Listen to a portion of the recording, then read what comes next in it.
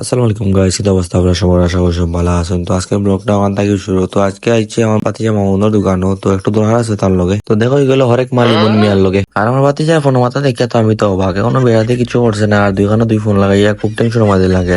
কে রে তুই মা চিনিস আমাকে? তো ফ্রি টাইম তাহলে আমার ভাতিজার দোকানে প্রায় সময় আমি আই। তো সবার লগে তো আর গপসপ করা যায় না, তো ভাতিজার লগে একটু আড্ডাই আর কি মারিয়া হরেক মাল, যেহেতু আমরা ক্যামেরাম্যান আছেন, তার ক্যামেরা ধরা স্টাইলটা দেখো। আর গপ যেহেতু চলে, যেহেতু আমরা সিলেটি, তো চা না আইলে তো এই গপর কোনো মজা নাই। তো চা উড়া দূরা ওয়াডা রয়ে গেল। আর ক্যামেরাম্যান যেহেতু আমরা হরেক মাল তাই কইছে আজকে সেগুলো বাদ দিতে না। তো আমরা যাওয়াই বন খাইরা, বন খাওয়া তো তান্ডে ছাড় হইছে না, তান্ডে ক্যামেরার দোকানই হইছে। A few moments later. চা আইছে, তো আলহামদুলিল্লাহ চা খাইলাম, গপ করলাম বাক্কা সময়। তো তারপরে রওনা দিয়ে এলাম আর একটা কাজে। তো তারপরে এলাম আমরা বিকালবেলা, আমরা টিকাপাড়া গ্রামের মাঠে। তো আমি আর আমার ভাই মাহি তো খেলা দেখাতে এলাম, আর ইনো খেলা দেখাতে আসলে আমি তো অবাক হয়ে গেলাম। কোরবানিতে এবার বড় চমক টাইগার বিশু। 30 মণ ওজনের এই ষাঁড় কিনলে সাথে ফ্রি 50 কেজি ওজনের ছাগল। আসলে কিন্তু আমার হইলো মায়ার ভাই, ছোট ভাই, তো তার লগে একটু তামেশা করলাম। তো যাই হোক, এখন রওনা দিয়ে এলাম বাড়ির উদ্দেশ্যে। দেখাইব নেক্সট ভিডিও। আল্লাহ হাফিজ, টাটা।